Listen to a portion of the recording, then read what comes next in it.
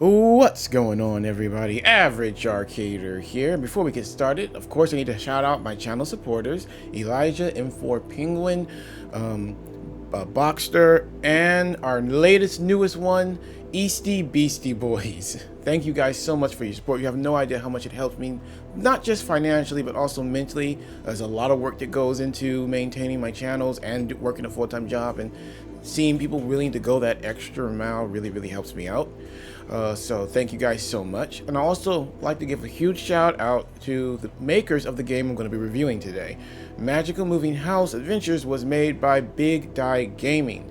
I want to give them a shout out because a channel friend, a studio friend of theirs contacted me about 2 weeks ago about Moving House and giving me a suggestion to actually review it. I actually got a lot of suggestions to review it in the comment section, so I was going to do it anyway, and I had actually purchased it already by the time he contacted me, but he still contacted me because he wanted to show me some support for the channel and to point that in my direction.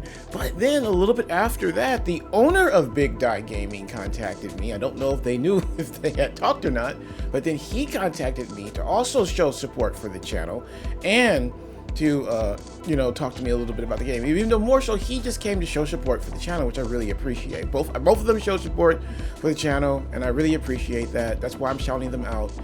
All that really helps. I love it when studios contact me and we get to actually to get to know the people behind some of these awesome games. So I really like it. I'm not familiar with Big Die Gaming. They're kind of new for me, so it was very nice to see a new studio reach out to me. Alright guys, so without further ado, now that we got those out of the way, let me go ahead and get started on the review of Magical Moving House Adventure. Magical Moving House Adventure is a survival/action adventure add-on.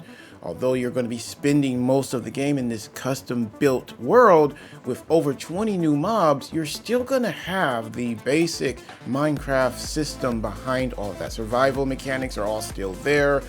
Many of the crafting components are still there, and the things you can build, as well as all the base game mobs, but with the Moving House Adventure's own custom skins put on there. So their own texture pack is pretty much taking over everything.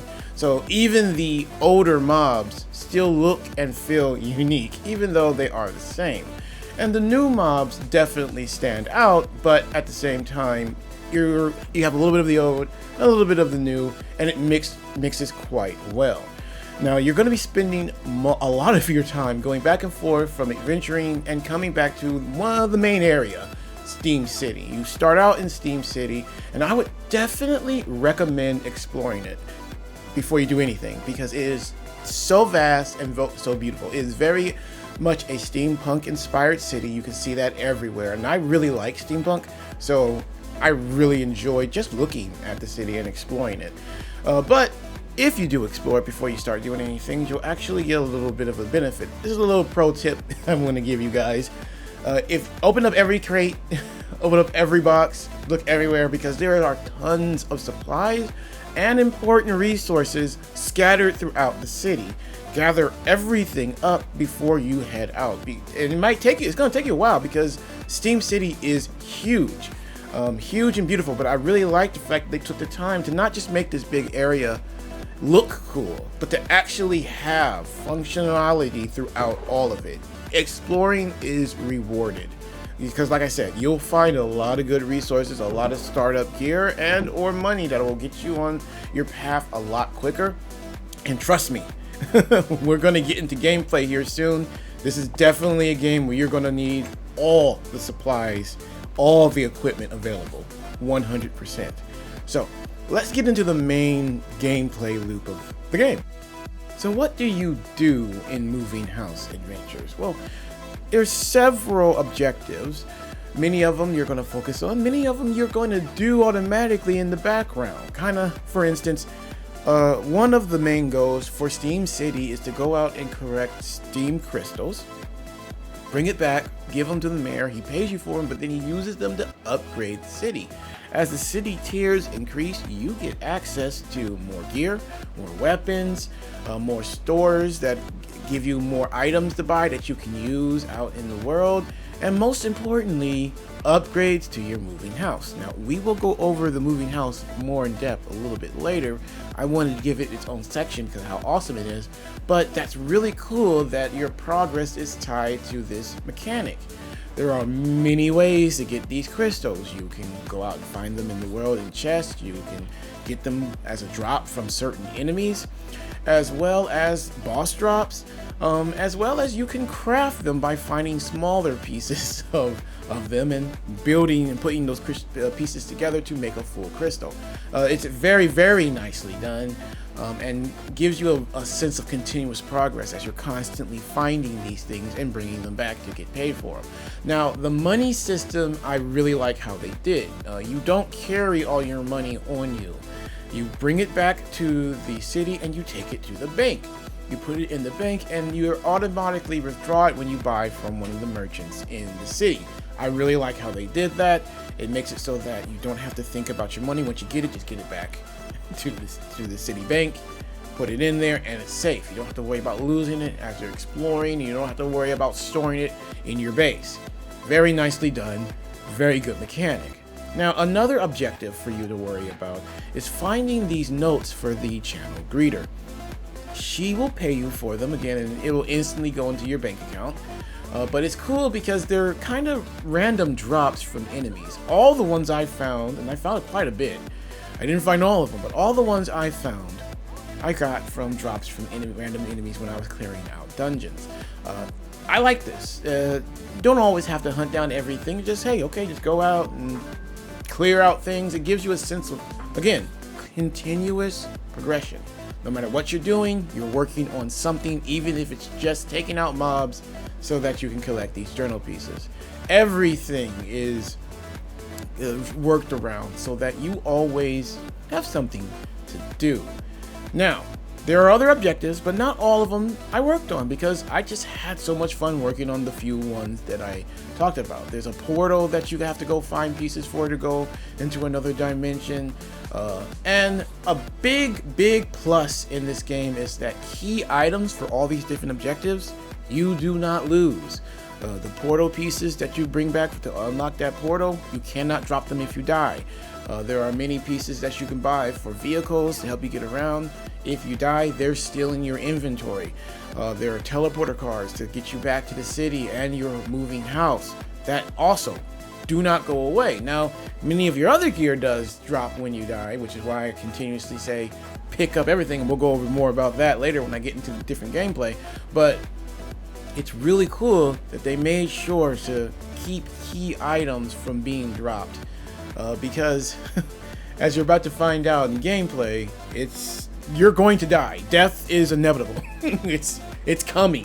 So being able to hang on to those things and not lose all your progress is very, very important.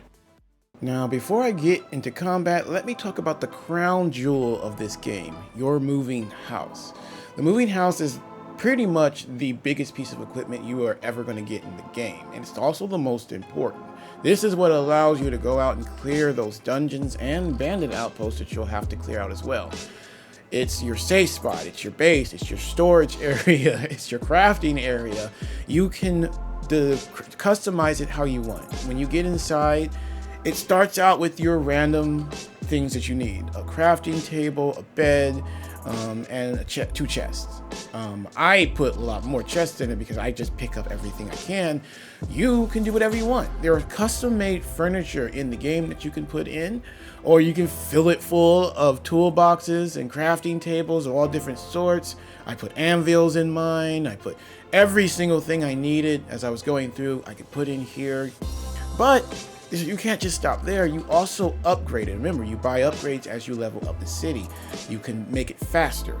You can give it weapons. You can make it sure it can take more damage. Now, when it's in its house form, it's fine. And it pretty much won't take damage, but when you're moving around, it can be damaged by enemies. So being able to defend itself with weapons and better armor are really, really important. The overall design of the moving house is done really, really well. I love how it looks, but most importantly, I love how it handles. It handles really well, just like any other type of vehicle that you would get in one of these, but I just didn't expect it to be as mobile as it is. Especially after the speed upgrades, this thing can move and get around quite well. I very much liked using it. I very much like setting it up. I didn't even get all the upgrades on it. It's that many of them. There are upgrades for just about everything, to do everything. Help it move faster in water, you name it, it's there. Like I said, they did a really good job on this. This is definitely what's going to pull people in, and I really hope that to see more of this. I want them to do a sequel to the Moving House Adventure if they could, because one of the biggest problems I ran into was I did want more to do with the house specifically, and it's more exploring to do with it. So definitely a win here, 100%. So let's go ahead and get into gameplay. Okay, so let's talk about gameplay. Gameplay is made up of multiple things, but one of the main things you're going to be doing is clearing out dungeons. I would definitely say that Moving House qualifies as a dungeon crawler with the amount of dungeons that you clear out. And a key feature of these dungeons is that they are randomly generated. Now, they'll be in the same spot on the map every playthrough, but what you do in them and the layout of them are going to change. They'll have more floors, they'll have different puzzles, they may have more puzzles than when you went through before. This is really cool because it adds a good amount of replayability to the add-on. A lot of these add-ons have one design. Adding a little bit of random generation in there allows us to have more fun going back through again with friends or by ourselves, because you're seeing new things in a way. Many of the puzzles will repeat even in different dungeons, but that getting to them, what you're gonna find in them, all that, we have no idea. And I think that is cool. Now, here's a part of the gameplay that I feel is a positive and a negative at the same time, and that's the custom-made mobs. Some of them are really cool looking, really awesome, with unique abilities, and I like fighting them. Others, I do not like. Mainly because I feel like the range of their hits and my range of my hits and the location of hitboxes for some of them need to be tweaked.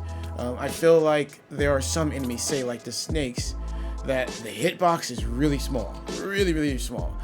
And you have to hit them at the right key location, and it's hard to do because most of the time you're going to be swarmed with mobs going through the dungeons.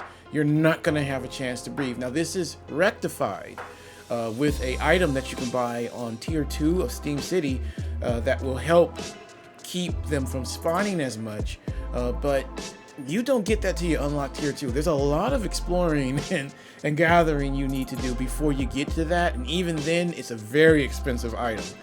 Most of the issues that you're going to run into with dungeons, there is going to be an item for you to use. Many of the dungeons also have traps.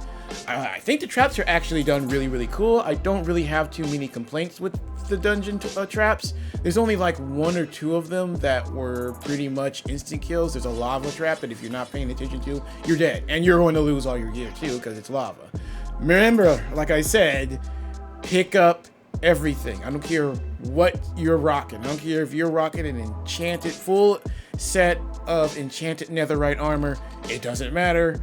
You pick up, you see some diamond or even steel enchanted armor, even regular steel armor, pick it up, take it back to your house. You're going to need it. 9 times out of 10, what's going to happen is you're going to die from something, and you're going to need to go back either in to get it, or you will lose it and have to start over with more gear. So pick up backup gear, then pick up more backup gear, because you're definitely going to use it. Now, again, like I said, getting back to the mobs, most of them though are done well. Most of the time I found what I was running into with the tweaking of the hitboxes and range was mostly boss characters. Some boss characters, like there's a leaf monster that you fight in one of the first dungeons that actually was done really well. His hitbox is located good, his range is good. I need to dodge him, I need to be on my toes, as well as dodge the obstacles that they have going on in the room. I like that fight, I think it was fair. But then there's others that it's one of those ones I can barely hit them. You kind of have to tank through the hits. There's no way of timing really that much for some certain enemies, but they're mostly big kind of boss-like enemies, and there is a way to get around them. The one I hate the most is the chest enemy. There's a chest enemy, and I'm gonna go ahead and give you this warning. I'm trying not to give you all details for everything, but I'm gonna go ahead and give you this warning because you'll be fighting through mobs, going through puzzles, think you're safe, go to open the chest, and it's a chest monster that will do massive amounts of damage. Oh my god, these things, one bite, and it doesn't even if you're wearing enchanted diamond gear, it's going to basically almost kill you. Like, come on guys, tone down the chest, guys. Because sometimes you can't run out of the room because there's mobs out there waiting for you. It's definitely a fun little surprise. I hate that I probably ruined it, but trust me, when you walk up to a chest, be ready to fight it because chances are it might be a monster chest. Trust me, this thing scared the mess out of me when I first found one, and it killed me and I lost some important gear. I'm giving you that tip for a reason. Also, to talk a little bit more about the puzzles themselves, they're all done really nicely. I had a lot of fun with them. Even when I started to repeat some of them, I still liked doing them. They're quick, they're fun, they're easy. There's only one that I kind of struggled with that I didn't really like, but for the most part, all the other ones are done really nice. There's a Sudoku puzzle, which I actually am a big fan of Sudoku. And also an archery one I thought was done really well too. And every time you do it, it automatically gives you an enchanted bow. So I always was excited to see those when they popped up. Thought they were done really nicely. It's definitely a plus to the gameplay, the puzzles. Now, before I wrap up, I want to talk about the custom weapons. I loved the custom weapons because you have their own versions of the regular swords and axes and bows and spears that you normally get in survival with their own custom skins on them. But then they have these steam weapons that kind of like have these extra mechanics to them. Some of them are really good. You'll find them or buy them in the stores, and they just have this wonderful unique ability to them. You can kind of hit really quick with them. Some of them it feels like you're using a chainsaw. I didn't even get a chance to use all of the unique weapons. There's actually quite a few. I think they were done really well. They're a good treat to find when you're out hunting, and they're good to buy when you're out there testing all the weapons. So definitely a nice job done when it comes to the custom made weapons as well. Again, they did a really good job on the gameplay overall. Only thing I really had a problem with was I feel like some of the enemies needed a little bit tweaking when it came to their hitbox locations and their range. Other than that, I feel like gameplay wise, they did a really good job. So, in conclusion, I feel like the Magical Moving House Adventure is definitely 100% worth picking up, especially if you're somebody who's looking for a challenge. You're gonna have a lot of fun. I didn't even touch on everything that is going on in the game. There are multiple more objectives. There are multiple more things you can do. There are all sorts of vehicles that you'll be fighting and vehicles that you can ride and pick up and take with you to help get you around the map more. Like I said, the only major complaint, is that I want more. I definitely look forward to Big Die doing a sequel to this. I don't know if they're going to. I really hope they do. I would like to do more, get more upgrades for the house, a bigger map to explore, more dungeons to go through, like more objectives to do with your moving house in particular. Like, I really feel like I want more of this adventure, more of this add-on. So I am definitely going to be looking out for Magical Moving House 2. Again, I'd like to say thank you to the people over there at Big Die Gaming for reaching out and talking to me about covering this, as well as Aaron, as well as all their fans in the comment sections. This is one of the most requested add-ons I've had in a long time, with how many people were coming into the comment sections and sending me messages to check this game out.